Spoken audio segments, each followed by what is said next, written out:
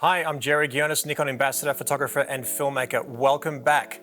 This is part 2 of our portrait series for B&H, and this is all about the gear. Of course, I want to show you all this before we start shooting so we can give you an idea of what we use and why. Now, I have two bodies in front of me. Ever since the Nikon Z9 came out, obviously everything's changed.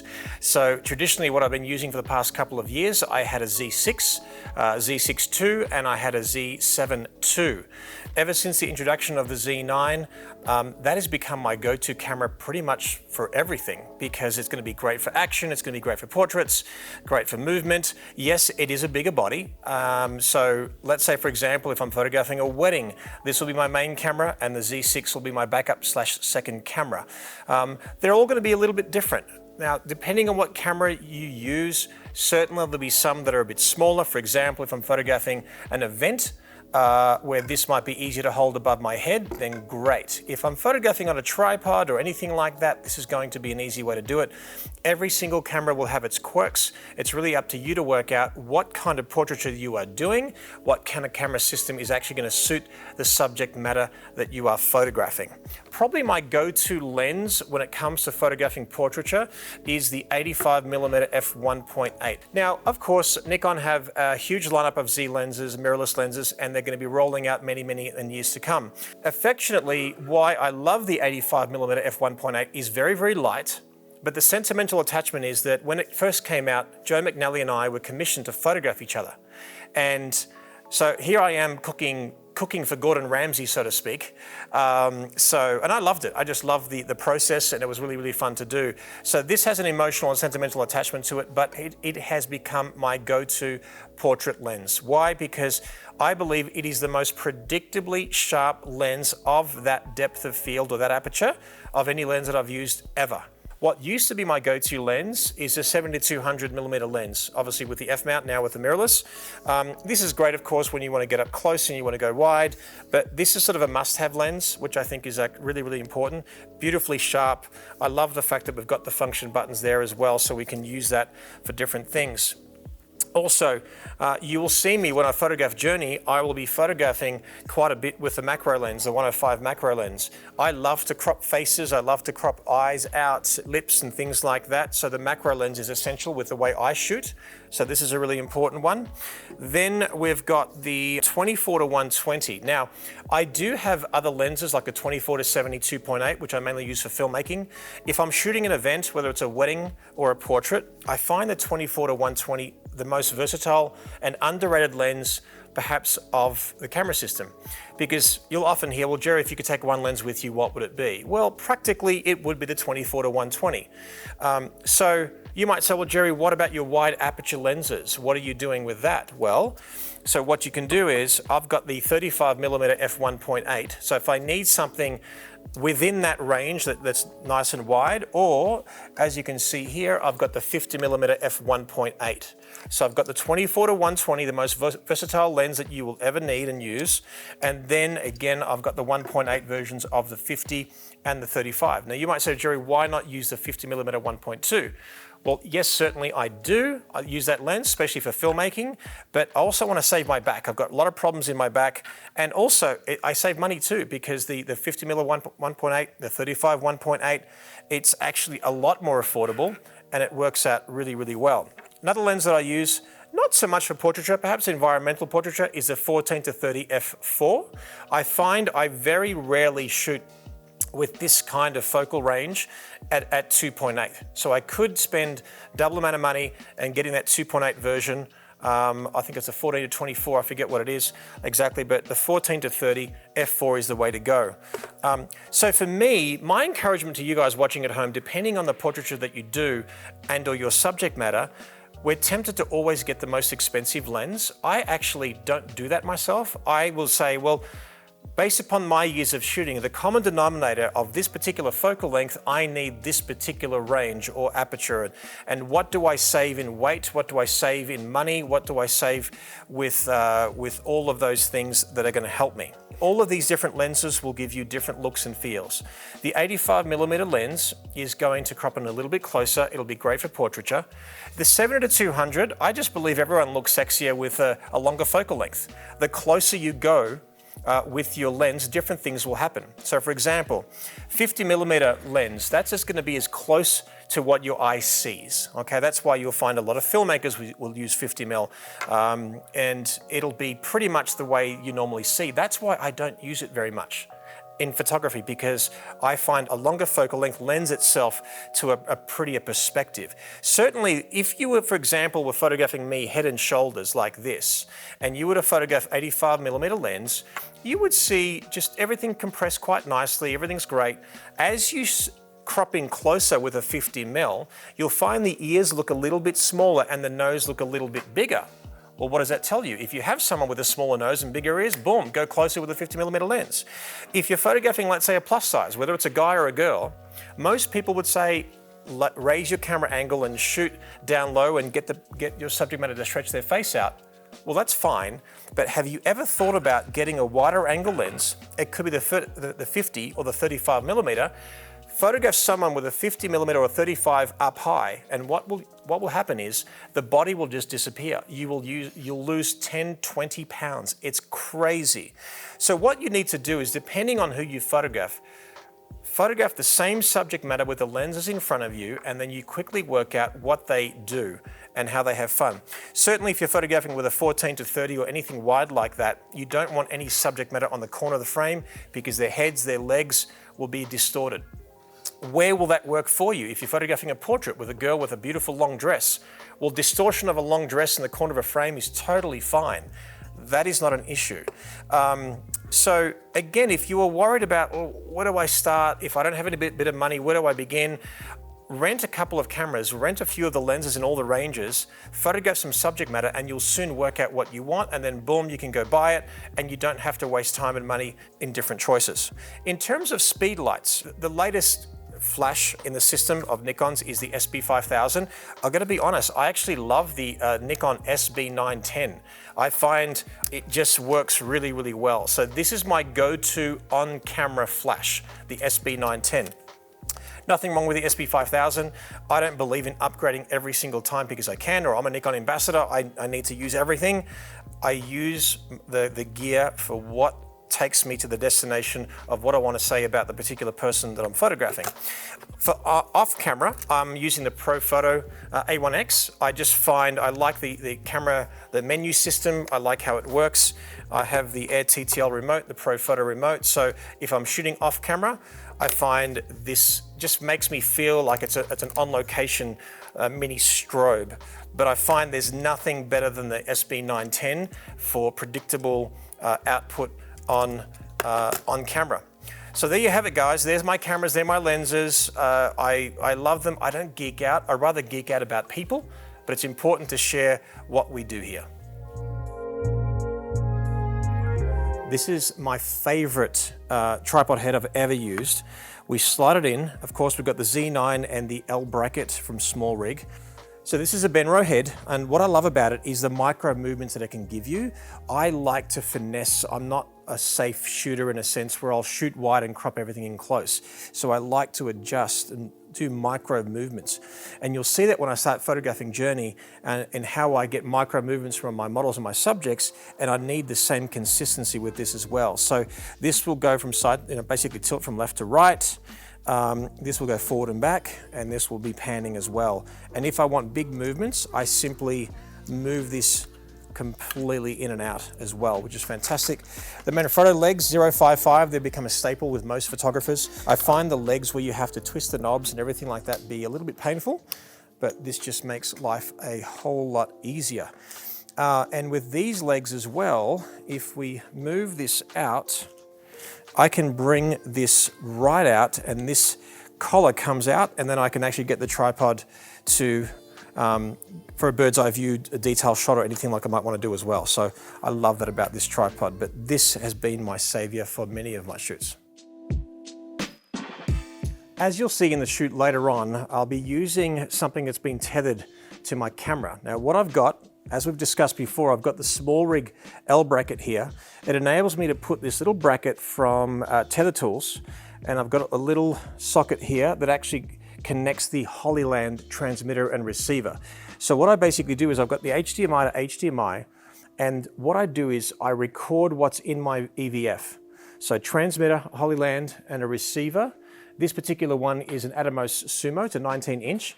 Traditionally, I might use an Atomos Ninja or a Blackmagic recorder so that I can record what I'm doing. So if you've ever seen my educational videos and you've seen me record my EVF, this is exactly how I do it.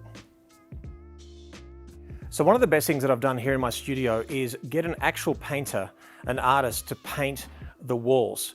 Now, I'm going to show you my backgrounds in a moment, but right here, the very background that we've filmed the first couple of episodes here, we've got a 13-foot high by 25-foot wide backdrop. And I've got floating floorboards, so now I can comfortably shoot a large group, large family performers, and it works really well for me. But for now though, let's go and have a look at my favorite backgrounds.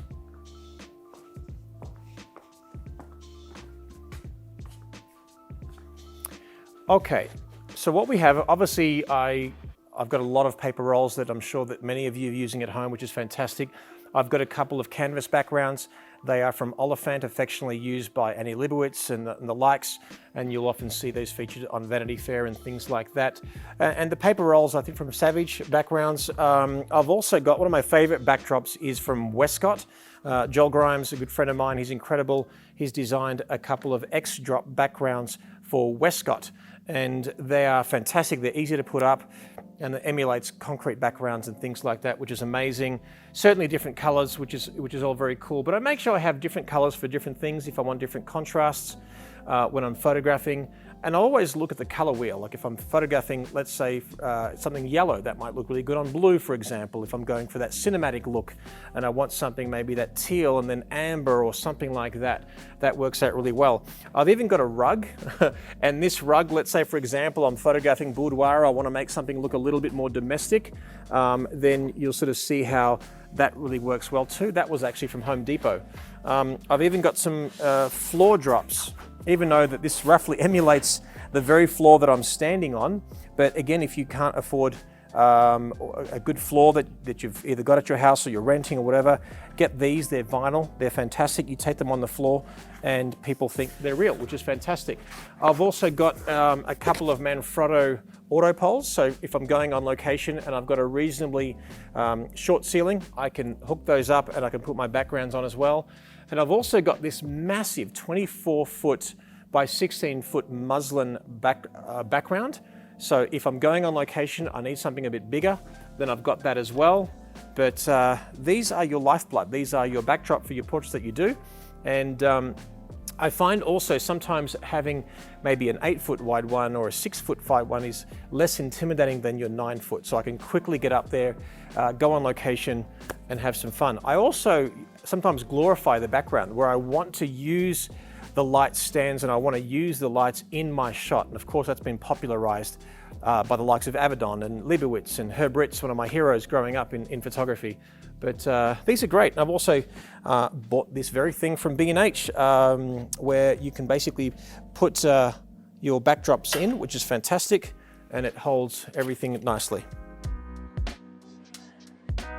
So when you're photographing in the studio, you want easy access to different things. And I found these at the Container Store. They're worth like $5. We stack them in together. They're very cheap.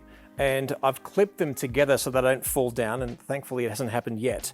But if I'm looking for clips, if I'm looking for modifiers, if I'm looking for spigots or anything like that, anything that can basically hold a background or anything like that, they're all separated into different things. I think this is one of the most versatile pieces of equipment that I've ever used. You put that on a light stand, and now rather than having a pole that goes extreme from left to right, this can simply hold a background because all you need is a few inches from either side.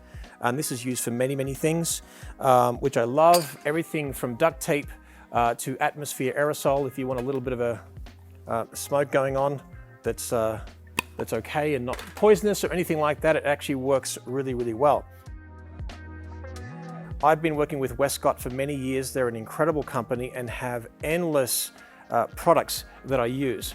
One of them I love is this one. This is basically called the Scrim Gym. It's a part of the Scrim Gym system, but it can be used as a background. It can be used as, obviously, as a reflector. This is obviously a negative fill. It's very, very thick material. And for me in particular, why I like this, obviously you can use it as a V-flat.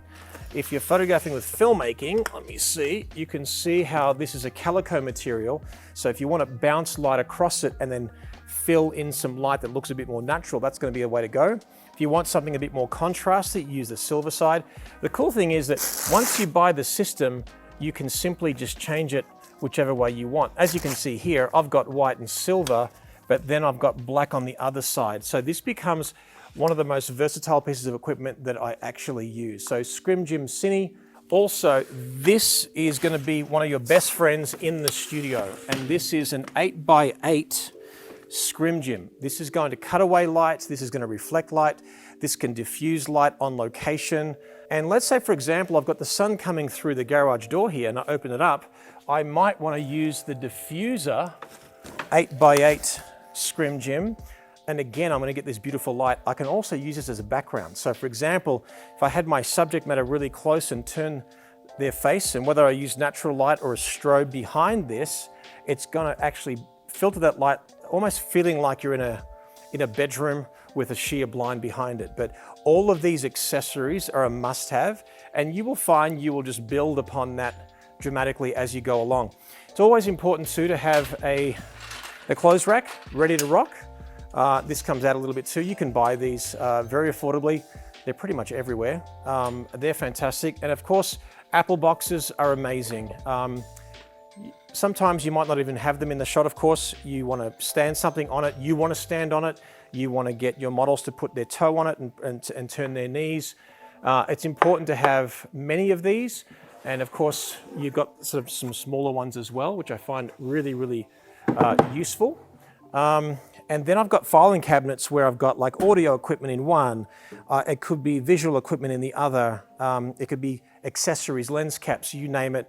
You want to keep things organized because inherently during a shoot, you're going to be everywhere. You're going to need gear in and out, and then all of a sudden it's just all over the place. So keep things confined, and as your space grows and as your needs grow, that's okay. You'll just grow with the particular genre that you're shooting with. And it works well. Let's have a look at some light modifiers. I actually have this ladder that I purchased from a local company, and it's fantastic because I was sick of doing a bird's eye view shot and shooting down and almost killing myself on a ladder. I'm like, I need to access these 12-foot by 12-foot, I think they're called pallet racks. And it's like what you would see at Home Depot. But I want them because I can actually stack everything vertically and I don't waste my studio space. So even if you had one of these within the confines of where you shoot, whether it's a garage, whether it's a studio, whatever it may be, they work out really well and they're pretty affordable for what they are. So now I'm going to climb upstairs and show you some modifiers that I use. So I use Westcott modifiers pretty much exclusively. So this is, for example, a 5-foot octobox, which is really cool. So I can bring that out. I've got 1x6 strip banks from Westcott. And of course I've got the egg crate. So if you want to funnel the light in, that's really important too. But all of my softboxes, whether it's a strip bank, whether it's a 5-foot octobox, 7-foot octobox, even some good old TD6s from Westcott. That was the good old days of where fluorescent was king in continuous lighting. That's actually really worked out well for me, but I love it because I can just jump up here, get what I want, come down, and I don't have to occupy my space with gear that's set up, but not used. So the Solix bicolor lights from Westcott are one of the most affordable and versatile lights you can use. This is the light over here. You've got barn doors, you can channel the light, you can actually also use this with a softbox, and they're only a few $100. They're fantastic. Also, very important too, if I had my time all over again, I would buy every light stand with wheels because inherently if you're in the studio and you want to move around, wheels are really, really important. So Solix bicolor lights, they're amazing. Bicolor, of course, basically means you've got daylight to tungsten and you've got the warmth in between, which is really cool. I've also been flirting with, and haven't changed completely to this particular system, but it's amazing. The Westcott FJ200 Speedlight, which is fantastic.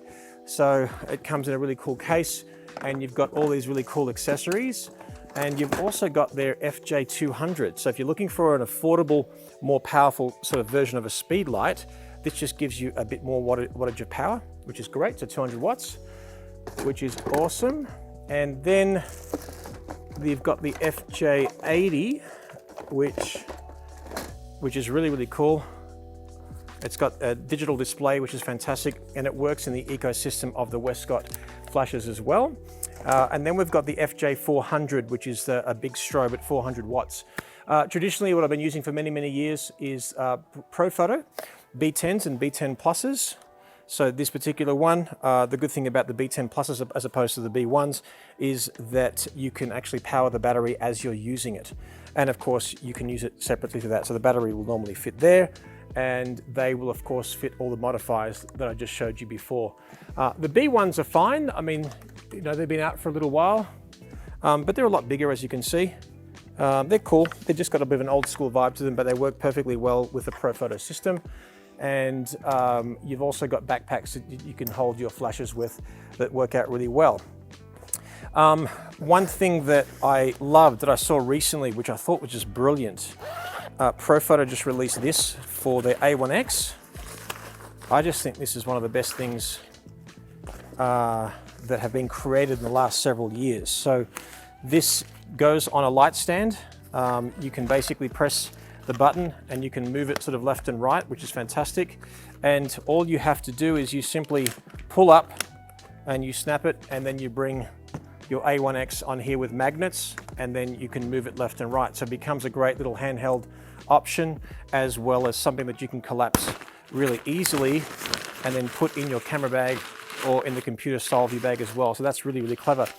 So you may have just started and be intimidated by all of these particular things and props and products and gear and think, well, I can't compete. Guys, some of my most awarded images, there was literally just one window light and nothing else, but a good story to tell and good composition and cropping and so on.